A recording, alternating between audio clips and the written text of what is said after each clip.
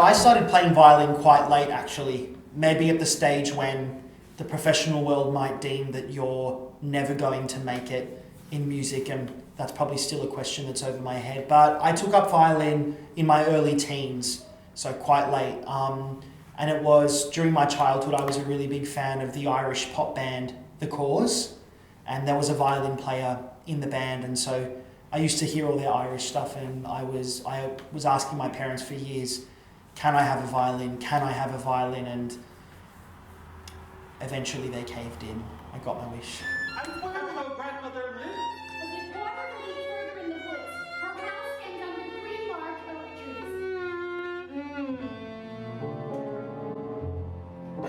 trees. So on the weekend, I just wrapped up playing a series of, at least for me anyway, 6 out of 8 shows with soap opera productions of Into the Woods.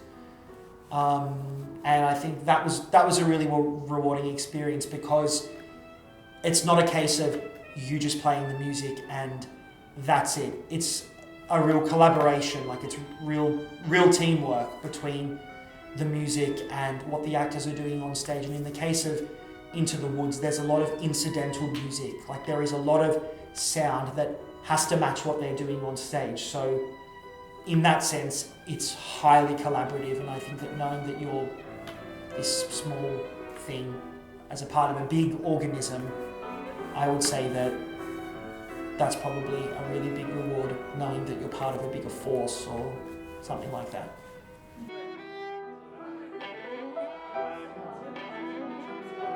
You can find inspiration from anywhere. It's not necessarily just one thing. I mean, you can have life inspiration, you can have work inspiration, you can have creative inspiration, you can have spiritual inspiration. I would say for me though, musically, my inspiration probably comes from my teachers that I had, in particular my teacher in Sydney, Dr. Yevgeny Sorkin at the Conservatorium.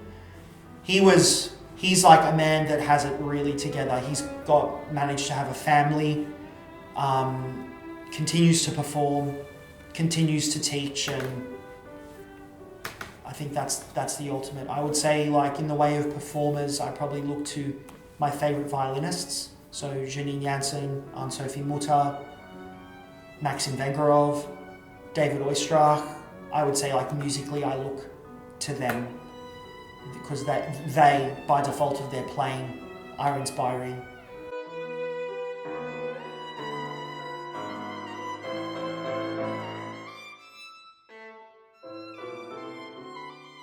I think what I love most about performing is that whether you're playing solo, whether you're playing in a group of people, whether you're playing in a very small group of people, or sometimes even just practicing. I mean, I'm one of these people that finds a lot of peace in practice actually, where it's just me in the studio practicing.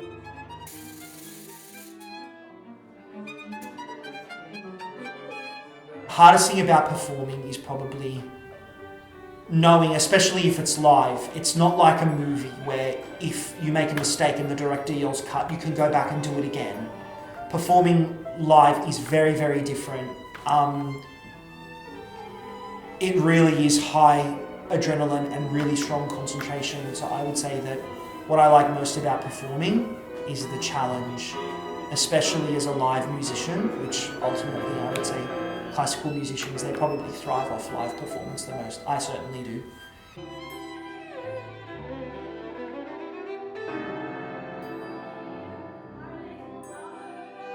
Music to me is like food. I can't live without it. I think about, and I mean, I did have a life before music. It's not like, you know, my parents put me on a violin at the age of 3 and they had this dream for me to become a violinist.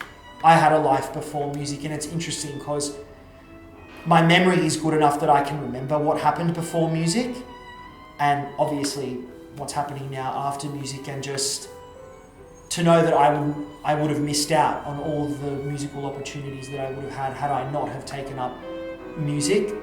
I prefer having music in my life. I prefer this life that I have now compared to pre-13, taking up violin. It's just, I don't know, music gives me purpose. I feel like I can connect with music much like everyone can, connect with food. That's why I say music to me is like food. I can't live without it.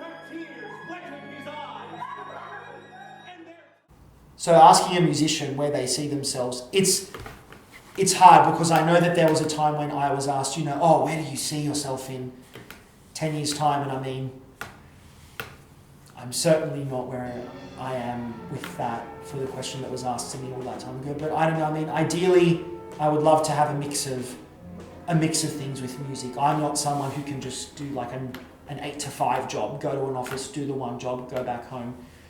I would say maybe in 10 years' time, I'd like to see myself playing in a professional orchestra, like a major symphony orchestra, and whether it's overseas or in Australia, it doesn't matter. As long as I'm playing music professionally, I'll be really happy.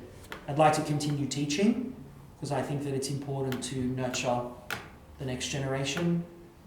Playing in a chamber group, so I have like a trio or a quartet that I do concerts with, and maybe the odd solo gig here and there, and continue playing in musicals. So everything. Where do I see myself in 10 years? Hopefully doing everything with music.